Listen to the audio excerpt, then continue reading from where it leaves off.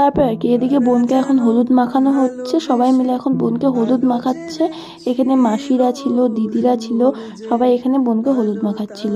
তারপরে এদিকে আমরা খেয়ে নিলাম এখানে চা, এখানে মাসি দিয়ে দিয়েছিল চা, যেটা আমরা খেয়ে নিলাম। আর এদিকে আমি আমার ভাইকে ডাকছিলাম, ভাইকে ডেকেই দেখছি বাপরে বাপ তুই তো এত লম্বা, তোকে তো ক্যামেরায় দেখা যাচ্ছে না। তারপরে এদিকে ছিল একটা ছোট ভাই, ওকেও বললাম তুই আয়। আর ওর মুখটা একদম বাংলার পাঁচের মতন হয়েছিল, হাসছিল না। আর দেখো এদিকে বোনকে স্নান করানো হয়ে গেছে, তারপরে এখন ওকে বরণ করবে, বরণ করার পর ওকে বলবে ঘরে যেতে। দেখি আমি তুমি এখন বুনু স্নান টান করে এসে বসে পড়েছে, কারণ বুনুকে এখন শাখা পরানো হবে। এখানে আমি শাখা দেখছিলাম কোনটা ভালো, এদিকে মাসিও দেখছিল। তারপরে আমি বললাম দেখো এই শাখাটা খুব ভালো।